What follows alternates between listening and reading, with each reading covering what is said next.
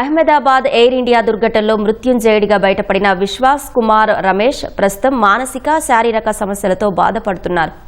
నాటి ఘటన తాలూకా జ్ఞాపకాలు ఆయన్ని చాలా కుంగదీశాయి. కనీసం భార్య పిల్లలతోనూ మాట్లాడకుండా ఒంటరిగా ఉంటున్నారు.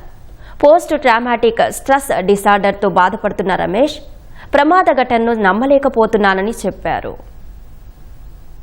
అహ్మదాబాద్ ఎయిర్ ఇండియా దుర్ఘటనలో ప్రాణాలతో బయటపడిన విశ్వాస్ కుమార్ రమేష్ ఆ ప్రమాదం తాలూకు జ్ఞాపకాలతో సతమతమవుతున్నారు. అందరూ రమేష్ ను మృత్యుంజయుడని, అదృష్టవంతుడని అన్నారు. కానీ ప్రస్తుతం శారీరక మానసిక సమస్యలతో ఆయన బాధపడుతున్నారు. ఎయిర్ ఇండియా ప్రమాదం జరిగిన తర్వాత బ్రిటన్ వెళ్లిపోయిన రమేష్ తొలిసారిగా బీబీసీకి ఇంటర్వ్యూ ఇచ్చారు. తన భార్య కుమారుడితో కూడా మాట్లాడటం లేదని చెప్పారు. విమాన ప్రమాదంలో తన సోదరుడు మరణించాడన్న రమేష్ తానొక్కడినే అందులో నుంచి బయటపడటం అద్భుతమని భావించడం లేదన్నారు. తన సోదరుడు తనకు వెన్నెముకగా ఉండేవాడని, ఎల్లప్పుడూ తోడుగా ఉండేవాడని ఆవేదన వ్యక్తం చేశారు. ప్రస్తుతం తన ఇంట్లో ఒంటరిగా ఉంటున్నానని, ఎవరితోనూ మాట్లాడాలని అనిపించడం లేదని రమేష్ చెప్పారు.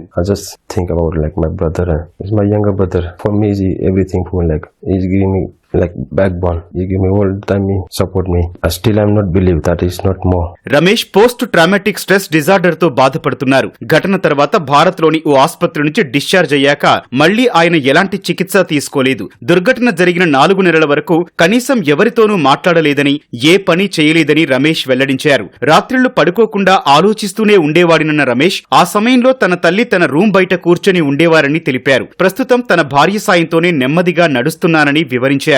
దీని గురించి ఇంతకన్నా ఎక్కువగా మాట్లాడలేరని రమేష్ చెప్పారు. Quite difficult to explain myself. It's very hard to explain that. Can't. Everything is changing in after that crash. Like me, mentally, physically, also my family is all family broke down. Knee, shoulder, back, and some burning in right left arm.